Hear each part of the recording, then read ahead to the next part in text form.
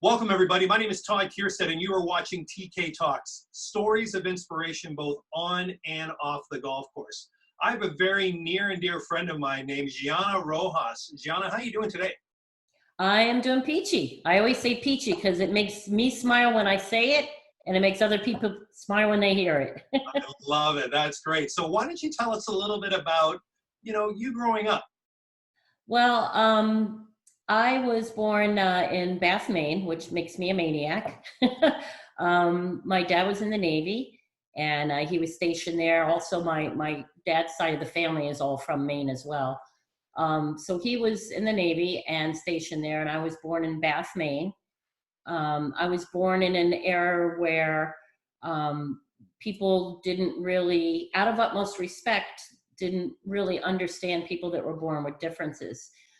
Late 50s, early 60s, all of a sudden there were a lot of babies that were being born with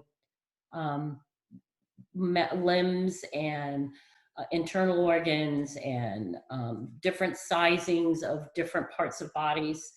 And through some research that was done, it was found that there was this pill called thalidomide that actually started off as being a trial for morning sickness. And that morning sickness, although it worked for that, it actually was doing a lot of harm to the fetuses. So it's the late 50s, early 60s. I was born in 62. And Bath, Maine is only about 2 miles that way and 2 miles that way, kind of small town up in Maine. And with my father being in the Navy, throughout my childhood, we moved very often, just like many military families do, probably every couple of years. Part of my challenges in my childhood were not necessarily functionality as what a two-handed, able-bodied person would think of, like how do you tie your shoes and it wasn't the challenge of the functionality with it. It was more the challenge of having society accept it. I could go, if I get too deep, just cut me off because I'm pretty good about going there with this. But it sets up the stage for where my life has come full circle. We were taught in our younger days that it was rude to stare, don't point, don't stare, don't ask questions. And what happens being on the other side of that as a person with a different ability is there's a little boy staring at my hand and mommy's pulling on him saying, no, don't stare. And they turn around and they walk away. That makes me invisible, number one. And number two, the young man did not get his questions answered. And the misunderstanding just keeps going throughout society from a very good, well-intended, don't be rude, but it just had an opposite effect. And being in the military family, like all military families do, we moved every couple of years. And it was tough. I mean, I was always the new kid, which is tough enough. Got to gain your pecking order. But I was always the new kid, and I was always a new kid with a visible difference. And it wasn't that society was intentionally being mean. It was out of misunderstanding. They didn't never seen that before. What the heck is that? And it caused a lot of, now they call it bullying. They have a term for it. But they used to wait for me at the bus stop. They used to beat me up. They used to call me names, write names on my desk. I got shoved in a locker once for 3.5 hours. Some girl shoved me in there and nobody heard me. And it was terrifying. It's one of those experiences that they say there's post-traumatic stress for a lot of things. I don't use the D word. It shouldn't be disordered. Yep. But, things like that stay with you for the rest of your life. And I still, to this day, can remember those faces and that feeling. So for me, up until probably well after high school and young enough to meet my husband, it was interesting, to say the least. Now you came about golf in a very unique way down in Florida, was it? Actually, I had an elbow rubbing with it, I guess you could call it. Actually, not to be off color, but if you like some of that kind of stuff, I had a lap sitting interaction with that. Please tell us, because that sounds interesting. Well, during my childhood, we were living in Florida at the time, and I had a neighbor of ours who suggested that my mother take me down to the local March of Dimes office, and turns out they were looking for a state of Florida poster child, and each state has their own, at that time called poster childs, now they're ambassadors.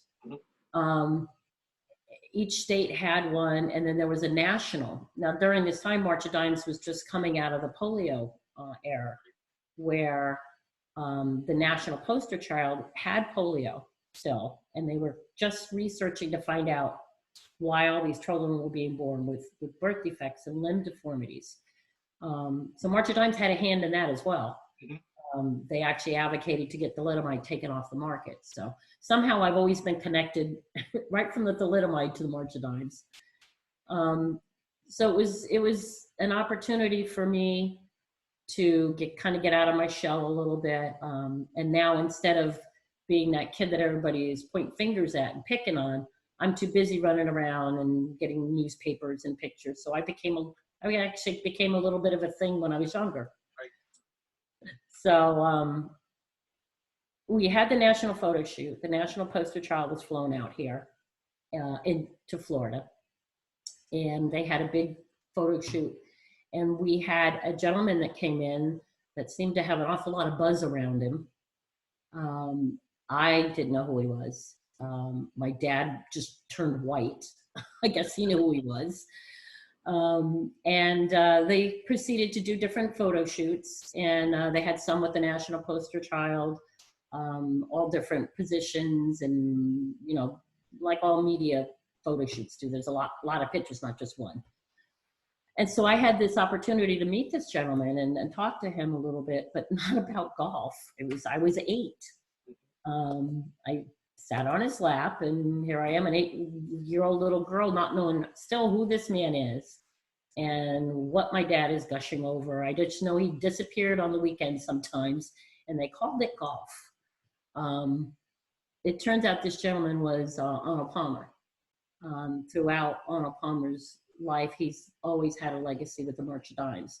I'm not sure, but don't quote me on it, but I believe his father may have suffered from the polio virus. And during that time, he started with the March of Dimes way before I got involved. It's going to be a really long story if we keep going this speed, but fast forward, met my husband. My husband's an avid golfer, and they belonged up at the club, and they would meet every 8 o'clock every Saturday and Sunday morning, him, his buddies, golf buddies, and their wives.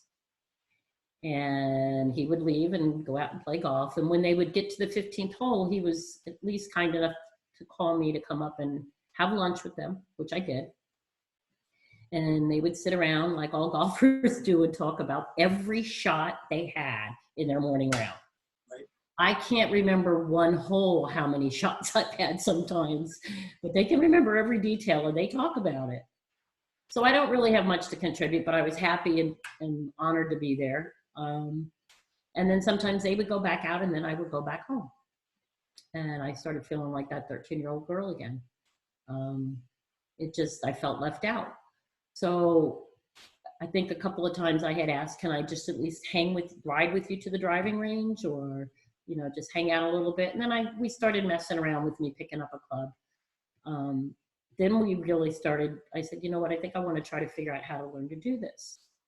Now, my husband being a golfer, he's a great golfer, mind you, but he's not a one-handed golfer. And he's never encountered somebody other than me that has had a problem or any difference than an able-bodied, two-handed, two-legged golf swing. So we tried to find somebody to find out if there was someone that could help teach us. And all I could do was try to hang around with him and maybe go to his pro. And his pro, we just kind of trial and error. We tried prosthetic devices, but because my arm is proportionally different, from here to here is shorter than from here to here. So even if I got 2 points, even with a prosthetic device on contact, when I would come back up, there's no way I'm ever going to reach the club. So because I don't have that distance here. So anyway, so we just dropped the arm. We tried it this way. We tried it that way. I remember one of the first top teaching professionals that we spoke to was at the New Jersey Golf Show. Hank Haney was there.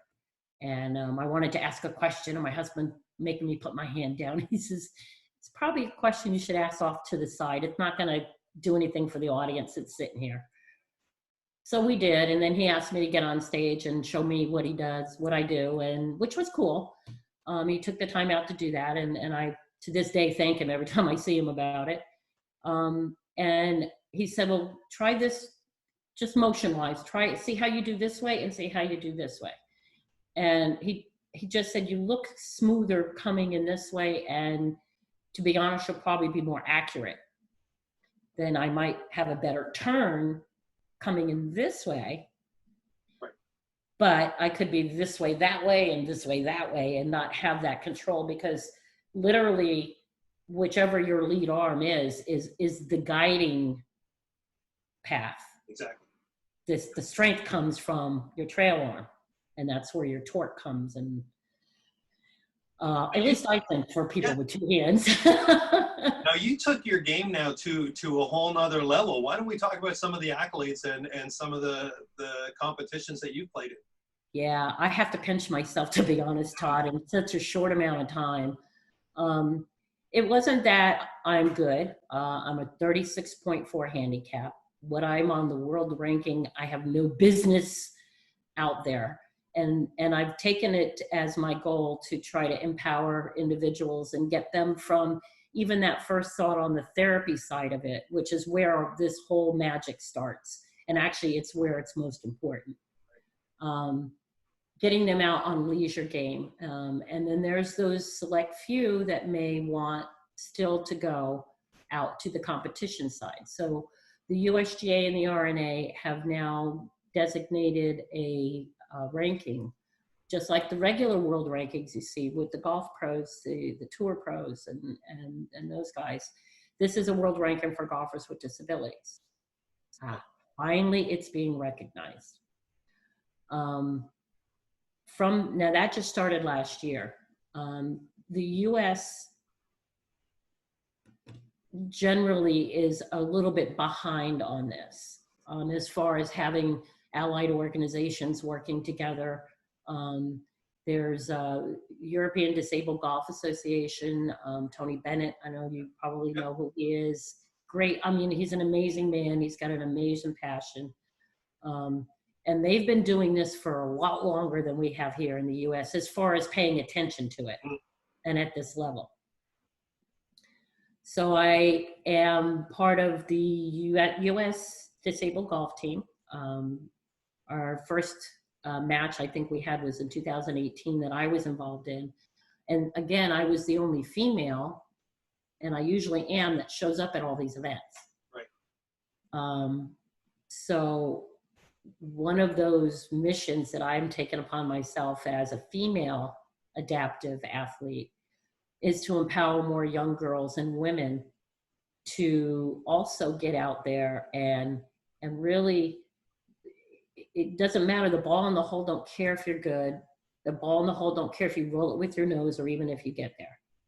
But if you are inspired enough that you enjoy the game and you want to reap the benefits that it gives cognitively and physically, then we need more estrogen out there. But so I was the only female on either team for this Ryder Cup. They came over from Scotland. So when in 2019, this past year, right after the PGA show, was the announcement for the USGA and the RNA's world ranking for golfers with disabilities. You know, I signed up. Now I'm a 58-year-old golfing grandma with 2 knee replacements, a bad back, and 1 hand. What am I doing on a world rankings? Right. I showed up. And that's the biggest challenge right now, is just trying to reach out there and walk that talk and be that example. but I have very limited resources as a nonprofit organization. I don't have sponsorship where one of these major organizations can help me help ambassador for them and get out. And that would help me get out and get abroad. Right now, I don't know if I want to go abroad, but you know, so I'm hoping that I get pushed off that list really soon. That means my job would be successful if I do so. Well, young lady, you are certainly making a difference in the world of adaptive golf. This is what TK Talks is all about. It's sharing stories of inspiration both on and off the golf course. Gianna, it was an absolute pleasure talking to you today, and continued success. And I love watching you, and I love seeing the difference that you're making. So keep on doing the great work. Thank you. I call it stump bump. Have a good day.